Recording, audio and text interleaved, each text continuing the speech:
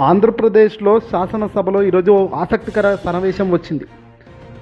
కొమ్మినేని శ్రీనివాసరావు గారి మాటలకు బదులుగా బాలయ్య చేసిన వ్యాఖ్యలు ఇప్పుడు పెను రచ్చకు కారణమవుతున్నాయి. మెగాస్టార్ చిరంజీవి గారితో పాటు ఆంధ్రప్రదేశ్ మాజీ ముఖ్యమంత్రి జగన్మోహన్ రెడ్డి గారిపై ఇద్దరిపై కాస్త రివర్స్లో ఘాటుగా మాట్లాడారు. ఇక జగన్ అయితే ఏకంగా జగన్మోహన్ రెడ్డి గారిని సైకో అంటూ కూడా బాలయ్య రెచ్చిపోయారు. వాస్తవానికి బాలయ్యకు ముందు నుంచి కూడా మాటల ధోరణి కాస్త ఇష్టం వచ్చినట్టుగా మాట్లాడడం అలవాటు. నన్ను కూడా ఏం చేస్తానులే అన్నట్టుగా తన బిహేవియర్ ఉంటుంది. సరే, రాజకీయంగా బాగా పై స్థాయిలో ఉన్నారు కాబట్టి ఆ బలుపు ఉంటుంది అనుకోవచ్చు. కానీ తాజాగా బాలయ్య చేసిన వ్యాఖ్యలకు ఏకంగా మెగాస్టార్ చిరంజీవి రియాక్షన్ ఇచ్చే పరిస్థితి వచ్చింది. కొమ్మినేని శ్రీనివాసరావు మెగాస్టార్ చిరంజీవి గట్టిగా అడిగితేనే జగన్మోహన్ రెడ్డి గారు దిగి వచ్చి తనకు అపాయింట్మెంట్ ఇచ్చి తన ఇంటికి పిలిపించారు మెగాస్టార్ గారిని అంటూ అసెంబ్లీలో మాట్లాడారు. దీంతో ఒళ్ళు మండిపోయిన బాలయ్య లేచి అది తప్పు, ఆ సైకో గారిని కలవడానికి వెళ్ళినప్పుడు అంటూ సంబోధించారు బాలయ్య.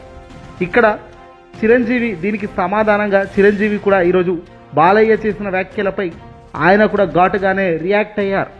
ఇంతకీ మెగాస్టార్ చిరంజీవి రియాక్షన్ ఏంటి, ఏమన్నారు ఒక్కసారి చూద్దాం రండి.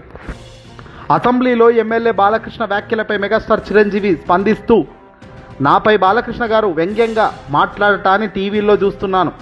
అప్పటి ముఖ్యమంత్రి జగన్మోహన్ రెడ్డి గారు తన ఆహ్వానం మేరకే ఆయన నివాసానికి వెళ్ళాను. సమయం ఇస్తే అందరం కలిసి వస్తామని చెప్పాను. హీరోలతో కలిసి వెళ్ళినప్పుడు నన్ను జగన్ సాధారణంగా చాలా హూందాగానే ఆహ్వానించారు. సినీ పరిశ్రమ ఇబ్బందులను ఆ రోజు ఆ ముఖ్యమంత్రికి అంటే జగన్మోహన్ రెడ్డి గారికి వివరించాను తప్ప ఇందులో బేసజాలాలు ఏమీ లేవని, ఎవరో పెద్ద ఎవరో చిన్న అన్న అభిప్రాయంతో ఆ మీటింగ్లు జరగలేదని కుండబద్దలు కొడుతూ మెగాస్టార్ చిరంజీవి తన ప్రకటన విడుదల చేశారు. బాలయ్య గారు, మీరు ఇష్టం ఉన్నట్టు మాట్లాడడం కరెక్ట్ కాదు. మీరు మాట్లాడే దాంట్లో కరెక్ట్ వాదనే లేదు.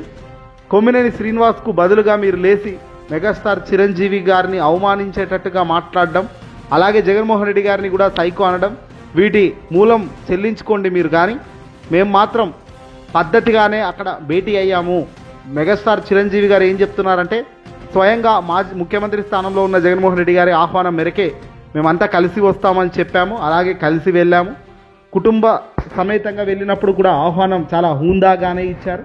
ఆ తర్వాత సినిమా పెద్దలతో కలిసి వెళ్ళి సినిమాలకు సంబంధించిన పరిశ్రమ ఇబ్బందులను అక్కడ జగన్మోహన్ రెడ్డి గారికి వివరించామని కూడా చిరంజీవి తన ప్రకటన ద్వారా విడుదల చేసే పరిస్థితి బాలయ్య తెచ్చారు. ఇక్కడ పాగల్గాడు ఎవడు అయ్యా అంటే ఇక మీరే అర్థం చేసుకోండి. నోరుంది కదా, అధికారం ఉంది కదా అంటే కాదు కదా. కొన్ని సందర్భాల్లో కొన్ని మాట్లాడేటప్పుడు కొన్ని నిబంధనలు నియమాలు ఉంటాయి.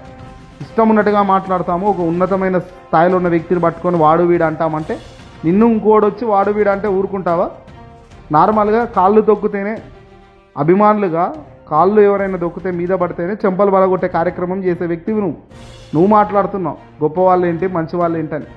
ఇదే బాలకృష్ణ గారు తన అఖండ సినిమా విడుదల సమయంలో ఏం జరిగిందో తెలియదా? అఖండ సినిమా విడుదల సమయం నుంచి జగన్మోహన్ రెడ్డి గారిని నేను కలుస్తాను, అపాయింట్మెంట్ ఇప్పించండి అంటూ స్వయంగా పేర్ని నానికి బాలకృష్ణ ఫోన్ చేసిన మాట నిజం కాదా? అయ్యో మీరెందుకయ్యా రావడం, నేను చెప్తానని పేర్ని నాని జగన్మోహన్ రెడ్డి గారి దృష్టికి ఈ విషయాన్ని తీసుకెళ్తే ఆయనకు అవమానం అవుతుంది. ఆయన ఎందుకు ఇంత దూరం రావడం, ఆ చిన్న విషయం చేసేద్దాంలేండి, అఖండ విజయానికి టికెట్ల విషయం సాల్వ్ చేయండి అని జగన్మోహన్ రెడ్డి గారు ప్రభుత్వం గ్రీన్ సిగ్నల్ ఇచ్చింది అన్నాడు. అది జగన్మోహన్ రెడ్డి గారు ఆలోచన అంటే, అది సైకో ఆలోచన అని నువ్వు అంటున్నావంటే మరి నువ్వు ఎంత గొప్ప వ్యక్తివో, ఎంత గొప్ప కీర్తి కలిగిన వ్యక్తివో అర్థమవుతుంది.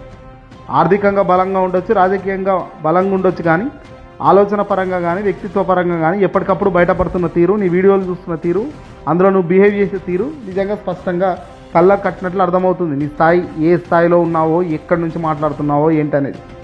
బాలకృష్ణ ఇలాంటి వ్యాఖ్యలు చేయడం కొత్త కాదు. ఇష్టం ఉన్నట్టుగా మాట్లాడడం, ఓ రకమైన అహంకార ధోరణితో తన అడుగులు నిర్ణయాలు ఉండడం చాలా సందర్భాల్లో చూస్తూనే ఉన్నాం. కానీ ఇక ముఖ్యమైన వ్యక్తుల పట్ల కూడా అసెంబ్లీలో కూడా ఆ కొమ్మినేని శ్రీనివాసరావుకు రియాక్షన్ ఇచ్చే పద్ధతిలో కూడా చూడొచ్చు మీరు. తన అహంకారం కావచ్చు, తన వ్యవహార శైలి కావచ్చు. ఎవడేం అనడు, మనదే మొత్తం అన్న తీరు స్పష్టంగా కనబడుతుంది. మనల్ని ఎవడరా అనేది, మనల్ని ఎవడరా ఆపేది అనేటట్టుగా తన బిహేవియర్. ఏదేమైనప్పటికీ రాజకీయాల్లో ప్రజలు లేకపోతే ఒక పెద్ద రాజకీయ నాయకుడు కాలేడు ఎవడు కూడా. ప్రజలు ఇచ్చిన అవకాశం అది నిచ్చెనేసుకుంటూ పైకెక్కుతారు తప్ప అమాంతం ఎక్కే సత్తా ఎవడికి లేదు.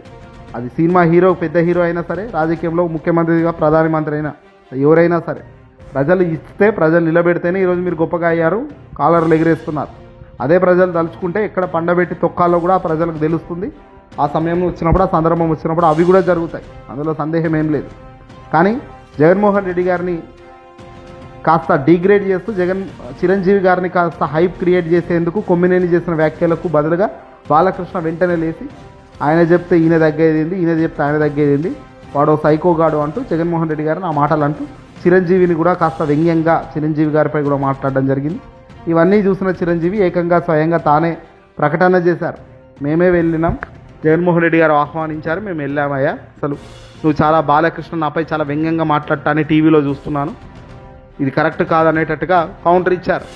ఇంతకు మించి ఇంకేముంటుంది? ఇప్పుడు మరి పవన్ కళ్యాణ్ గారు మాట్లాడగలుగుతారా? అసెంబ్లీలో ఉన్నారా? బహుశా పవన్ కళ్యాణ్ గారు అక్కడే లేరనుకుంటా. అసెంబ్లీలో పవన్ కళ్యాణ్ ఉండుంటే ఇంకా బాగుండేదేమో. అన్ననేమన్నా వ్యంగ్యంగా మాట్లాడితే రెచ్చిపోతే పవన్ బహుశా ఇక్కడ రెచ్చిపోతారా, లేదంటే కూటమిలో ఉన్నాం కాబట్టి అన్నీ కూడా మర్చిపోతారా?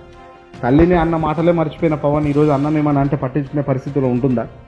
ఏదేమైనా రాజకీయంగా ఎంత పొడుగైనా అల్టిమేట్గా వ్యక్తిత్వం అన్నది చాలా ఇంపార్టెంట్. అది పోయిన రోజున అన్నీ పోతాయి అన్నది గుర్తుపెట్టుకోవాలి.